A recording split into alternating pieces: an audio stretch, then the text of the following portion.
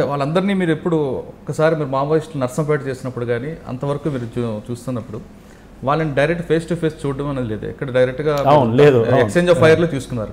ఒకేసారి వెపన్ తీసుకొని వాళ్ళు ఎలా రిసీవ్ చేసుకోవడం మీరు ఎలా? అదొక డిఫరెంట్ ఎక్స్పీరియన్స్ న్యాచురల్. మనం ఒక కేంద్ర కమిటీ నాయకుడో లేకపోతే రాష్ట్ర కార్యదర్శిలో వాళ్ళని డైరెక్ట్గా చూస్తామని ఎప్పుడు అనుకోలేదు, వాళ్ళతో మాట్లాడతామని మనం ఎప్పుడు అనుకోలేదు. జనరల్గా ఎన్కౌంటర్ తర్వాత చూడడం ఉంటుంది కానీ అంటే ఎన్కౌంటర్ తర్వాత లేకపోతే రకరకాల దీంతో ఉండొచ్చు కానీ హ్యాపీగా రిసీవ్ చేశారు వాళ్ళని మంచి సెక్యూరిటీతో. పర్సనల్ వాళ్ళ ఐడియాలజీ బట్టి వాళ్ళు ఉన్నారు.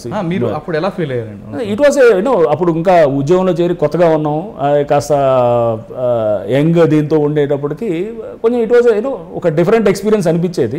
నథింగ్ బ్యాడ్ ఆర్ గుడ్ అని నేను చెప్పను కానీ ఒక డిఫరెంట్ ఎక్స్పీరియన్స్. రామకృష్ణ వాళ్ళు మిమ్మల్ని చూసి ఏ విధంగా వాళ్ళు కూడా అంటే వాళ్ళు కూడా గవర్నమెంట్లో వచ్చిన తర్వాత గవర్నమెంట్ రిసీవ్ చేసుకుని మేమందరం ఉన్న తర్వాత అక్కడ రిసీవ్ చేసుకున్న తర్వాత నాతో పాటు చాలామంది పోలీస్ అధికారులు ఉన్నారు. So it was a thrilling experience యాక్చువల్గా. అట్లా ఒక నక్సల్స్ని మనం ఎవరైతే కనుక తరచుగా వాళ్ళు ఎంబడబడుతుంటాం, వాళ్ళు పోలీసుని చంపాలని చూసేటటువంటి నక్సలైట్లు కూడా మేము ఎదురుగా ఉండటం. సో ఇది కొంచెం విచిత్రంగా ఉండిన సిచ్యువేషనే. సో అక్కడ రిసీవ్ చేసుకున్న తర్వాత వాళ్ళందరూ హైదరాబాద్కి తీసుకురావడం జరిగింది. ఆ టైంలోనే ఆ చర్చలు జరుగుతాయా లేదా అనేటువంటి అంటే రాజశేఖర రెడ్డి గారి ప్రభుత్వం అక్టోబర్లో 2004లో వాళ్ళందరినీ ఇన్విటేషన్ ఇచ్చారు రమ్మని. అక్టోబర్ మొదటి వారంలో అనుకుంటా నేను పెద్దారవీడు అని ఒకటి ఉంటుంది మార్కాపురం దగ్గర. ఆ పెద్దారవీడు దగ్గర ఒక చిన్న సర్పంచ్ను ఏమన్నా కాస్త కిడ్నాప్ అయ్యాడని కొంచెం అక్కడ కాసేపు ప్రచారం వచ్చింది.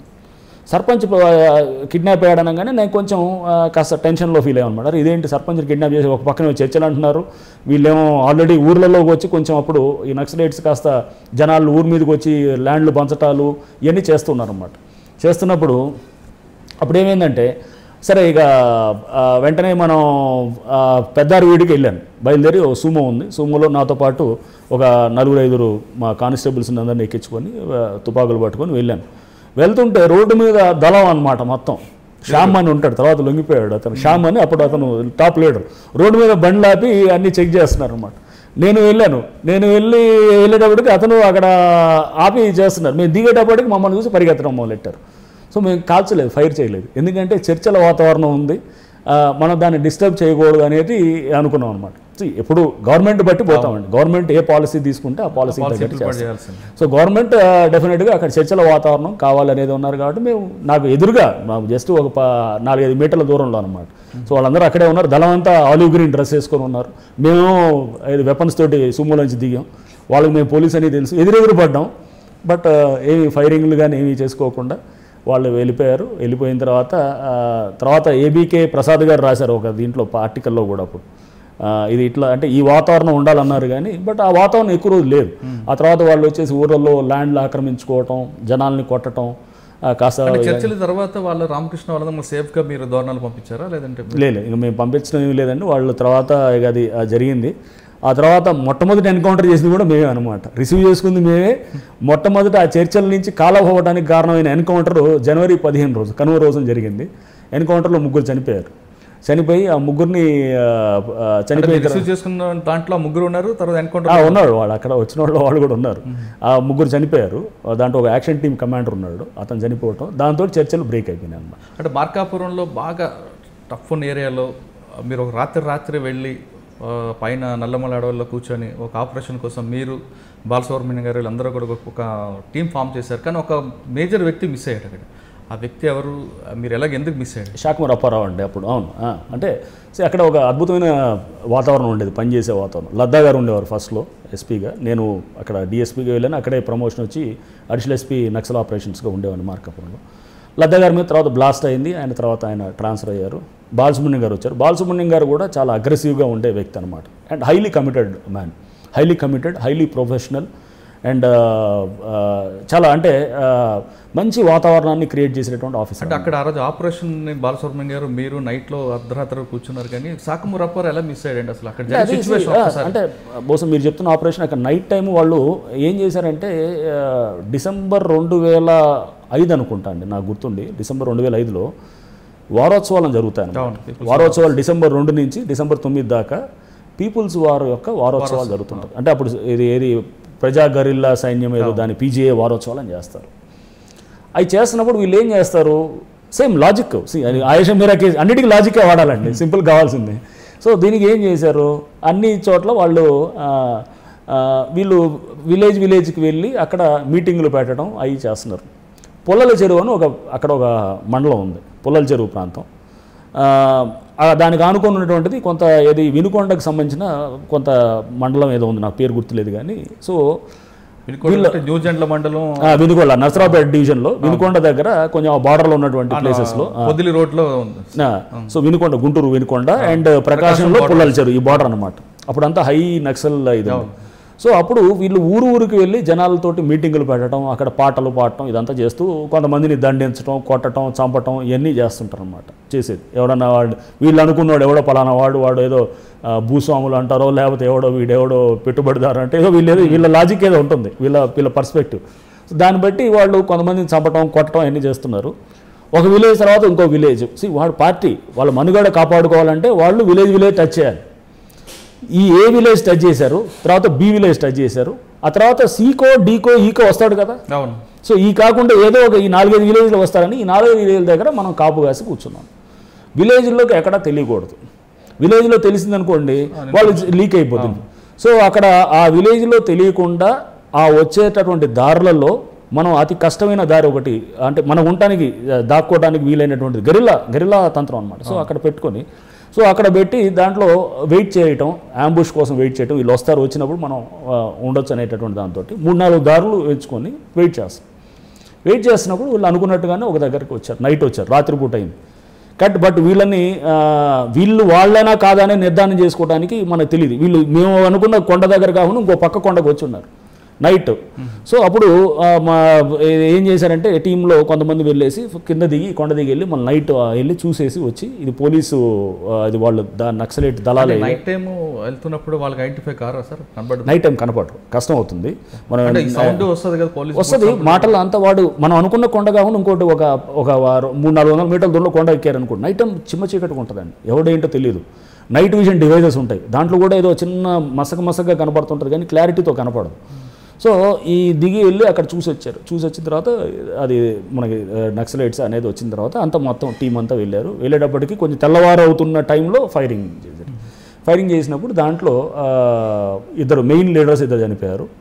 చనిపోయిన తర్వాత శాఖమూరి అప్పారావు వీళ్ళ టీం అంతా గుంటూరు వాళ్ళు అప్పుడే చాలా విధ్వంసంలో ఉండేవాళ్ళు. చిలకలూరుపేట అప్పుడు పోలీస్ స్టేషన్ మీద అటాక్ చేసి 7 చంపారు.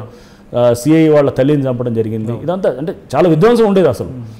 సో ఆ టైంలో అప్పుడు అంటే తెల్లవారుజామున ఆ టైంలో ఫైరింగ్ చేయడంతో వాళ్ళు కొంతమంది దొరికారు, కొంతమంది మిస్ అయ్యారు. సో ఇట్లాంటి చాలా ఆ టైంలో రిస్కులు తీసుకోవాల్సిన పరిస్థితులు పోలీసు వైపు నుంచి చాలా ఉన్నాయి. అంటే అది ప్రతి కింద నుంచి హోంగార్డ్ నుంచి కానిస్టేబుల్ నుంచి అందరూ చేశారండి అప్పుడు. సో ఎస్ఐస్ ఉండేవాళ్ళు, కొత్త యంగ్ ఎస్ఐస్ ప్రాణం పెట్టి చేశారనమాట. ప్రాణం పెట్టి ప్రతి వాళ్ళు కూడా దాంట్లో ఇన్వాల్వ్ అయ్యి చేయడంతో అక్కడ ప్రాబ్లమ్ని కొంతవరకు అంటే మార్కాపురం, అదేవిధంగా నర్సంపేట, నెక్స్ట్ మీరు చేసిన మిగతా 3 ఖమ్మం బోర్డర్లో కానీ మీరు చాలా ఎన్కౌంటర్లు చేశారు. ఇందులో మీరు చేసింది రియల్ ఎన్కౌంటర్ అని ఫేక్ ఎన్కౌంటర్లు? ఫేక్ ఎన్కౌంటర్స్ ఏం లేదండి. ఫేక్ ఎన్కౌంటర్స్ అట్లా ఇప్పుడు దానికి అసలు ఒప్పుకోం. అసలు ఫేక్ ఎన్కౌంటర్స్ నాకు తెలిసైతే నేను హానెస్ట్గా చెప్తున్నానండి, ఫేక్ ఎన్కౌంటర్ అనేది లేదు అసలు. చేసిన పక్క ఆపరేషనల్ ప్లానింగ్ అంతేగాని ఎక్కడో పట్టుకొచ్చి తీసుకెళ్ళి అటువంటిది అయితే నేను ఎప్పుడు చేయలేదు. రంగనాథ్ మార్కాపురంలో చేస్తున్నప్పుడు కొన్ని ఫేక్ ఎన్కౌంటర్లు చేశారు.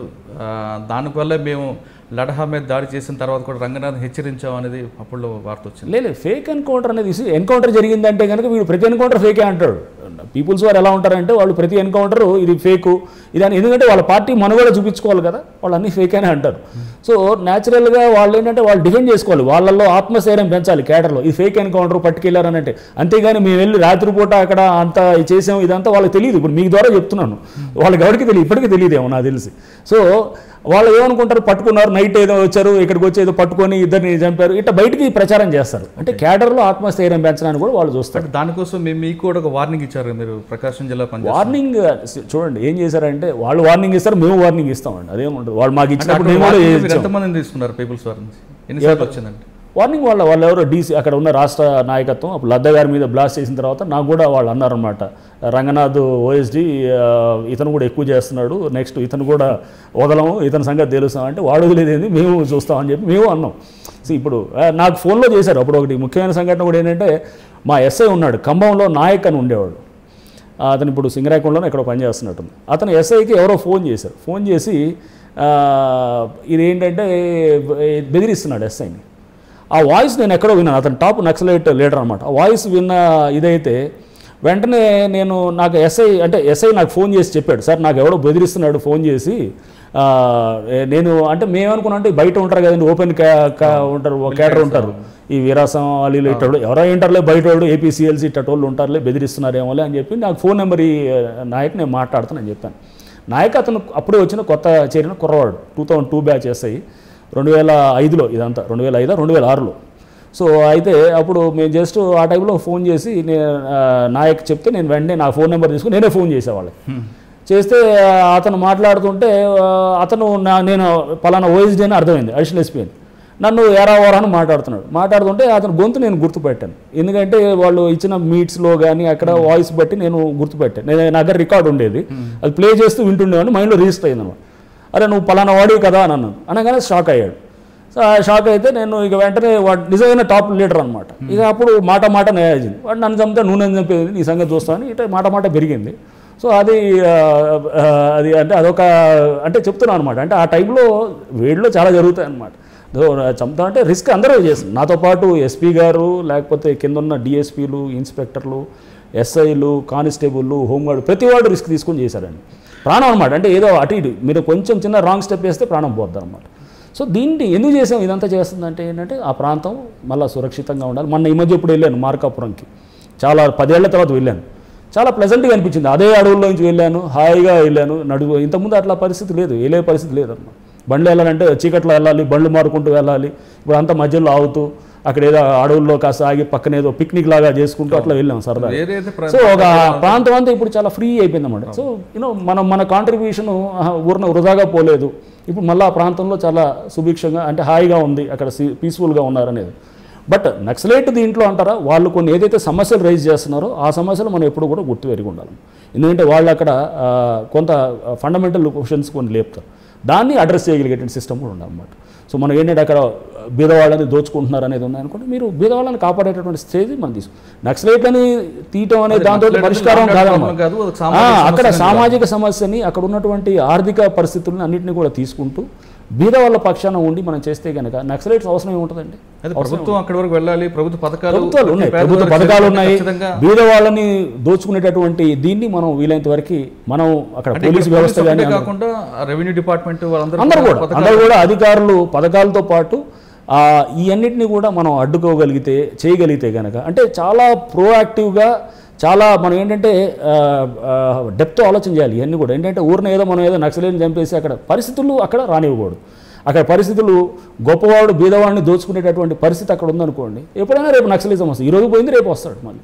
సో ఆ పరిస్థితులు మనం ఎప్పుడైనా అడ్రస్ చేయాలన్నమాట. మీరు 3 ప్రాంతాల్లో బాగా మావోయిస్ట్ ఎఫెక్ట్ ఉండే పనిచేశారు, కానీ అక్కడ మీరు ఎస్ఐబి సహకారం తీసుకోకుండా ఎస్ఐబి వాళ్ళు చెప్పిన ఇన్ఫర్మేషన్ని దాన్ని విభేదించి మీరు ఒక ఎన్కౌంటర్ చేశారని చెప్తున్నారు. అంటే మీరు ఒక ముందుగా వెళ్ళారు అనేది వాళ్ళ వాదన. అది లేదండి, మీకు మరి ఎవరు చెప్పారో నాకు తెలియదు, కానీ మీకు ఈ వాదన అట్లా ఏమి అంటే ఒక ఎన్కౌంటర్లో మీరు మాత్రం ఎస్ఐబి ఇన్ఫర్మేషన్ని పక్క పెట్టి మీరు వెళ్ళారు. ఎస్ఐబి అట్లా ఏం లేదు, కానీ అంటే ఒక రకరకాల ఇన్ఫర్మేషన్స్ వస్తాయండి. వచ్చిన ఎన్కౌంటర్ మీరే సక్సెస్ అయ్యారు ఎస్ఐబి ఇన్ఫర్మేషన్ అట్లా ఏం లేదు. అట్లా మనం ఏంటంటే ఒకటి అనేది అనడానికి లేదు, కానీ సో మనం ఏం చేయాలంటే అందరూ ఎస్ఐబి ఇస్తారు, లోకల్లో ఇంటెలిజెన్స్ ఇస్తారు, పోలీస్ ఇస్తారు, అందరి కలుపుకొని ప్లాన్ చేసుకుంటాం. ప్లాన్ చేసుకున్నప్పుడు కొన్ని ఏరియాస్లో మన అనుకున్న కొన్ని అవుతాయి, కొన్ని అనుకున్నవి అవ్వవు అనమాట. ఇట్లా అయింది. Poverty encounter was classic encounter అనమాట. ఖమ్మం ఎస్పీగా ఉన్నప్పుడు అదొక మంచి ఎన్కౌంటర్, అంటే మంచి ఇన్ఫర్మేషన్ మీద వెళ్ళాం. అందరూ కలిసి ఏజెన్సీ చేసాయి. ఎస్ఐబి అనేది చాలా ఇంపార్టెంట్ ఏజెన్సీ, చాలా అసలు మెయిన్ లోకల్ పోలీస్ కానీ ఎస్ఐబి చాలా స్ట్రాంగ్ అండి. అందులో మన అప్పుడు ఏపీలో ఇప్పుడు తెలంగాణలో ఉన్నటువంటి ఎస్ఐబి, ఏపీలో ఉన్న ఎస్ఐబి చాలా స్ట్రాంగ్ అనమాట. సో వాళ్ళ ఇన్ఫర్మేషన్ ముందు మామూలు పోలీస్ ఇన్ఫర్మేషన్ అంత స్ట్రాంగ్గా ఉండదు అనమాట. సో వాళ్ళు ఇచ్చిన ఇన్పుట్స్ని అన్నింటినీ తీసుకుంటారు, అన్నింటినీ తీసుకుని ఒక ఎస్పీగా అక్కడ ప్లాన్ చేయాలన్నమాట. ప్లాన్ చేయాలి, అక్కడ ఉన్నటువంటి గ్రేహౌన్స్ వాళ్ళు ఉంటారు, అందరినీ కలుపుకుంటూ మనం ఆపరేషనల్ ప్లానింగ్ చేసి సో కొంత రిస్క్ తీసుకొని చేయాలన్నమాట. ఎందుకంటే అది మేము అప్పుడు చేసిన పువర్టీ ఎన్కౌంటర్, దాంట్లో ఒక ఆర్ఐ చనిపోయాడు.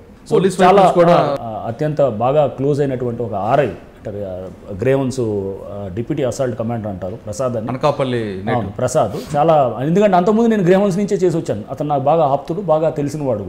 సో అతను అక్కడ చనిపోవడం జరిగింది ఆ ఎన్కౌంటర్లో. సో చాలా బాధాకరమైన విషయం అనమాట అది. ఏంటంటే నాకు ఆ 10 మంది చనిపోయిన నక్సల్స్ దాని నుంచి వచ్చిన ఎన్కౌంటర్ నుంచి వచ్చిన దానికంటే వచ్చిన ఒక ఏంటంటే ఏదో సాధించామనే ఫీలింగ్ కన్నా మా ఆర్ఐ చనిపోయాడనే బాధ అది ఎప్పుడు అది ఉంటుందన్నమాట. బట్ ఇన్ఫర్మేషన్ ఎవరు అనేది అది పోలీస్ ఇన్ఫర్మేషన్ అండి. సో మీకు చెప్పింది ఎవరో ఇది ఎస్ఐబి ఇది కాదు, లేదా అది కాదు ఇది కాదు, లేదా ఎవరనేది అవన్నీ బయటికి రకరకాల మాటలు ఉంటాయి, అవన్నీ తీసుకోకూడదు. మనం ఏంటంటే పోలీస్ ఇన్ఫర్మేషన్ మీద జరిగిన ఆపరేషన్ అనమాట. అంటే ఛత్తీస్గఢ్ ఖమ్మంలో బార్డర్లప్పుడు మీరు చాలా ఎన్కౌంటర్ చేశారు, బాగా నెట్వర్క్ కూమింగ్ వెళ్ళారు, ఒక సక్సెస్ అయ్యారనే విషయం మాత్రం ఒప్పుకోవాల్సి వస్తుంది. కానీ ఖమ్మంలో పనిచేస్తున్నప్పుడు మీరు ఒక మైనస్ కూడా ఒకటి అనిపిస్తుంది. మీరు చేయని కేసు ఒకటి, అంటే ఒక కేసు ఇంతవరకు ఇన్వెస్టిగేషన్ చేయలేదు, అది ఇంకా కంప్లీట్ కాలేదని, ముత్తూట్ ఫైనాన్స్లో కేసు. అసలు మీరు దాన్ని ఎందుకు ఇన్వెస్టిగేషన్ ముందుకు వెళ్ళలేకపోయింది? లేదండి, ముత్తూ ఫైనాన్స్లో దొంగతనం అయింది. అది ఎక్కడంటే మధిర అనే టౌన్ ఉండింది అక్కడ.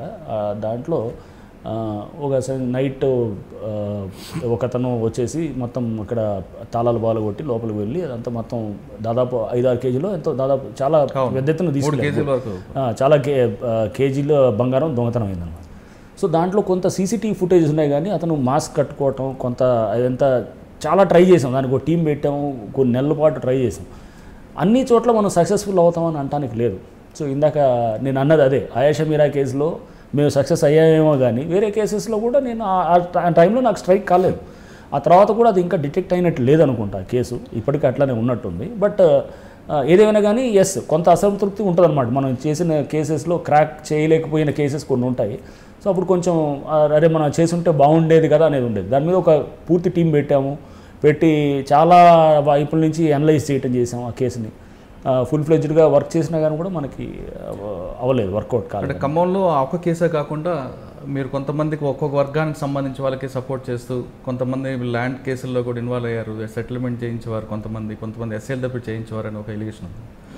లేదండి, అది చాలా wrong allegation. First of all ఏంటంటే నేనేంటంటే బీదవాళ్ళ ఇందా మీరు చెప్తున్నారు ఏది అంటే మీరు పర్టికులర్గా బీసీ వాళ్ళకి సపోర్ట్ చేయడం, ఎస్సీ ఎస్టీ సపోర్ట్ చేసేవారు, వాళ్ళు తప్పు చేసినా సరే వాళ్ళనే వెనకేసుకొచ్చేవారు రంగనాథ ఖమ్మంలో అనేది ఒక ఆరోపణ. లేదండి, బీసీ ఎస్సీ ఎస్టీని వెనకేసుకు రావడం అనేది ఇష్యూ బేస్డ్గా ఉంటుంది అన్నట్టు, అంతేగాని వెనకేసుకు రావడం అనేది ఎందుకు ఇది అనేది ఉంటుందండి. సో బీదవాళ్ళకి ఏంటంటే ఎవరు అంటుంటారు అనేది ఒకటి ఫస్ట్ వచ్చేది అన్నమాట. బీదవాళ్ళకి పలికేవాళ్ళు తక్కువ మంది ఉంటారు. సో వాళ్ళకి న్యాయమైనప్పుడు ఖచ్చితంగా చేస్తాం. సెటిల్మెంట్లు ఇది అనేది అసలు ఎటువంటి పరిస్థితులు అట్టాడు వాళ్ళు ఎంతమంది సస్పెండ్ చేసాం అక్కడ, మీరు అది కూడా తెలుసుకోవాలి. అక్కడ ఎంతమంది సస్పెండ్ చేసాం, పోలీస్ అధికారుల మీద రిజిస్టర్ కూడా చేసాం కేసెస్. సో అట్లాంటి అది దానికి ఇది ఉండదు. మీకు అక్కడ ఏంటంటే ఎవరైనా కనుక ఈ ముసుగులో చేస్తుంటారు, అంటే ఏంటంటే చట్టం అనే ముసుగులో, లేకపోతే ఏంటి ఇదంతా బయటికి చూపించే ఆ ముసుగులో ఉండేవాడు అది తప్పు పడతాం అన్నమాట. సో ఇప్పుడు ఎవరో అక్కడ పెద్దవాడితోటి మీరు లాలుచి పడిపోయి పోలీసు వాళ్ళు అక్కడ ఇప్పుడు ఆ సిస్టమ్ ఉందనుకోండి, పెద్దవాళ్ళతో లాలుచి అయ్యేటటువంటి సిస్టమ్తో ఉంటే కనుక అప్పుడు ఇవన్నీ వస్తారన్నమాట. ఏంటంటే అక్కడ ఉండేటువంటి ఎవరో ల్యాండ్ మాఫియాని పెంచి పోషిస్తున్న వాళ్ళు కొంతమంది ఉంటారు అక్కడ, వాళ్ళంతా కుమ్మక్కయ్యి వాళ్ళు ఏంటంటే అక్కడ పోలీస్ సపోర్ట్ తీసుకుంటే అప్పటిదాకా దాన్ని అక్కడ కోర్టు నుంచి ఏదో ఒక ఆర్డర్ తీసుకొస్తారు. ఇద్దరు కొట్టుకుంటుంటారు. సపోజ్ నా ల్యాండ్ ఉందని, నేను అమెరికాలో ఉన్నాను, నాకు సంబంధం లేకుండా అక్కడ మీరును ఇంకొకళ్ళు వెళ్ళేసి కోర్టు ఆర్డర్ తీసుకొస్తారు, ఏ బి ఇద్దరు కలిసి తీసుకొస్తారు, తెచ్చి ఒక చిన్న ఇంజెక్షన్ అంటారు, అది తీసుకొచ్చి పోలీస్ దగ్గరకు వచ్చి పోలీస్ ఏంటి మేము సైలెంట్గా ఉంటాం ఇట్లా అనేది అన్నప్పుడు అది తప్పుపట్టేవాడు. అంటే పోలీసు వాళ్ళు మనం కుమ్మక్కు అవ్వకూడదు అనేది అది చేసినప్పుడు కొంచెం మీరు ఎక్కడైతే మీరు మార్పు చేయాలని ప్రయత్నం చేశారో మన మీద బురద పడటం చాలా తప్పదు. సో మీరు మార్పు అక్కడ ఏంటి అప్పటిదాకా ఉన్నటువంటి ఒక స్ట్రాంగ్ అక్కడేది ఎంట్రెన్చ్డ్, అంటే స్ట్రాంగ్ ఎంట్రెన్చ్డ్ ఉన్న ఇంట్రెస్ట్ని మీరు ఢీకొంటున్నప్పుడు తప్పకుండా మీకు ఇబ్బందులు ఎదుర్కోవాల్సి వస్తుంది. ఆ ఇబ్బందులు రెడీ అయ్యే ఉంటాను నేను, ఇప్పుడు కాదు ముందు కూడా ఎప్పుడైనా కానీ కూడా అది రెడీగా అవుతాం అన్నమాట. ఎందుకంటే మీరు అది తట్టుకోకపోతే నేను ఇందాక చెప్పాను, ఈ నక్సలైట్ ఏరియాలన్నింటిలో పనిచేసినప్పుడు అక్కడ నక్సలిజం రావడానికి ఇటువంటి పరిస్థితులే కారణం. ఎందుకంటే మీరు అక్కడ బీదవాళ్ళు వాళ్ళని ఇట ఎవడైతే కనుక స్మార్ట్గా ఉన్నారో, తెలివిగా ఉండి చట్టం ముసుగులోనో లేదా ఇంకేదో ముసుగులో తీసుకొని వాళ్ళు లాలూచి పడి మొత్తం అక్కడ దోచుకుంటున్నారో అది దానివల్ల అక్కడ నక్సలైట్ ఉద్యమాలు అనేది వచ్చారన్నమాట. సో నేను పనిచేసిన దానికి ఇంకా అర్థమే లేదనమాట. నేను పనిచేసిన మీరు పనిచేసిన టైంలో ఒక సూరి కేసులో వెపన్ లైసెన్స్ కూడా ఖమ్మం నుంచి వచ్చింది. అది లేదండి, మీరు ఇచ్చింది కాకుండా మీ మధ్యలో ఏమైనా దానికి సంబంధించి ఇన్వెస్టిగేషన్ చేయించడం కానీ చేశారని? లేదండి, అది బహుశా అది నేను రాకముందు అక్కడ అయి ఉండొచ్చు, నాకు ఐడియా కూడా లేదు ఆ కేసు గురించి. దీని తర్వాత అండి మీరు కాకినాడలో పనిచేస్తున్నప్పుడు ప్రధానంగా మీ పై అధికారి మీద ఒక ఎలిగేషన్ పెట్టారు. ఇప్పుడు అది చాలా మొత్తం స్టేట్ వైడ్గా జరిగింది. ఒక ఆయిల్ మాఫియా కేసుని బ్రేక్ త్రూ చేశారు. ఇప్పుడు నేను అంటే ఐ డోంట్ థింక్ అది దాని గురించి మాట్లాడటం కరెక్ట్గా ఉండదు. ఎందుకంటే వాట్ ఎవర్ అప్పుడు జరిగింది ఆ కేసు చెప్పడం జరిగింది. అసలు ఆయిల్ మాఫియా కేసుని బ్రేక్ త్రూ చేసి తర్వాత అక్కడ ఉన్న పంపకాల్లో తేడాల మధ్యనే ఇద్దరి మధ్యన పై అధికారికి రంగనాథ్కి మధ్యన డిస్ప్యూట్స్ వచ్చాయనేది వచ్చింది. మీరు కూడా పై అధికారుల మీద మీరు డీజీ వరకు కంప్లైంట్ ఇవ్వడం, తర్వాత ఇంకొక ఆఫీసర్ దాని మీద ఇన్వెస్టిగేషన్ చేయడం. అప్పుడు I think Eluru range DIG Ravi Gupta గారు రిపోర్ట్ రావడం, ఇవన్నీ కూడా ఇన్వెస్టిగేషన్ జరిగాయి. తర్వాత కానీ ఎందుకు ఆ కేసు సైలెంట్ అయిందండి? లేదు, అబ్సల్యూట్గా అది మీరు అన్నట్టు ఏదో అక్కడేదో మా ఇద్దరి మధ్యలో విభేదాలు అట్లా అదేం కాదండి, అట్లా ఏం లేదు. ఫస్ట్ ఏంటంటే ఆ కేసు అందరు సీనియర్ ఆఫీసర్స్ నాలెడ్జ్లో ఉండంటే దొంగతనాలు అవుతుండే. అక్కడ ఆయిల్ లైన్ ఒకటి వైజాగ్ నుంచి ఆయిల్ పైప్ లైన్ ఒకటి వెళ్తుంటుంది, ఏది హైదరాబాద్ కోసం.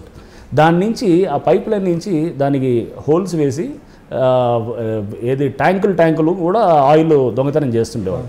చేస్తున్నప్పుడు ఎవరు చేస్తున్నారా అనేది అది చేస్తున్నప్పుడు కొంత అక్కడ లోకల్గా ఉన్న కొంత నెట్వర్క్ బ్రేక్ అయిందనమాట. అంటే ఇటువంటి దాన్ని చేసేవాడు దానికి ఏం చేసేవాళ్ళు, డ్రిల్ వేసేవాళ్ళు. డ్రిల్ వేసి ట్యాంకర్స్ని తీసుకెళ్ళి ఎక్కడో పొలాల్లోనో లేకపోతే అడవుల్లో నుంచి పైపులు వెళ్తుంటే అక్కడికి వెళ్ళి ట్యాంకర్ తీసుకుని వెళ్తుండేవాడు. సో దీన్ని అప్పుడు డిఐజీ రవిగుప్తా గారు అప్పుడు ఉన్నారు, ఆయన ఉండి మనం ఎటైనా దీన్ని కట్టడి చేయాలని రాజమండ్రిలో మీటింగ్ పెట్టి కూడా చెప్పారనమాట. పెట్టినప్పుడు మేమంతా దానికి ఒక స్పెషల్ టీం ఫామ్ చేసుకొని అందరం కూడా దాంట్లో చేసినప్పుడు ఆ టీం అంతా కూడా మొత్తం ఎవరైతే దొంగతనాలు చేస్తున్నారో వాళ్ళందరినీ కూడా పట్టుకోవడం జరిగింది. దాంట్లో కొన్ని కొంత ఏంటంటే అక్కడ జరిగినటువంటి లోకల్ కొంత నెక్సెస్ ఉన్నాయన్నీ కూడా ఎక్స్పోజ్ చేయడం జరిగింది. అది చేసే ముందు కూడా అక్కడ ఉన్నటువంటి సీనియర్ ఆఫీసర్స్ అందరితో కూడా ముందుగానే వాళ్ళతో డిస్కస్ చేయడం జరిగిందనమాట, రైట్ ఫ్రమ్ డీజీ నుంచి అందరితో కూడా. సో అయిన తర్వాత దాంట్లో ఇక మళ్ళీ దాని గురించి నేను ఫర్దర్గా చెప్పడం అంటే ఎవరు ఏంటి అవన్నీ కాదు. ఇవన్నీ నేనేనండి, మీరు ఒక బలమైన దీని మీద పోతున్నప్పుడు మీకు తప్పకుండా మీరు ఫేస్ చేయాలన్నమాట, ఇబ్బందులు ఫేస్ చేయాల్సిన పరిస్థితి ఉంటుంది. సో ఫేస్ చేయాలి, తప్పదన్నమాట. మీరు ఏంటంటే నేను ఫేస్ చేస్తున్నాను కాబట్టి నేను ముందుకు వెళ్ళను అని అంటే కనుక రేపు మీరు మంచి చేద్దాం అనుకునేది మీరు ఏమీ చేయలేరు. అంటే అప్పుడు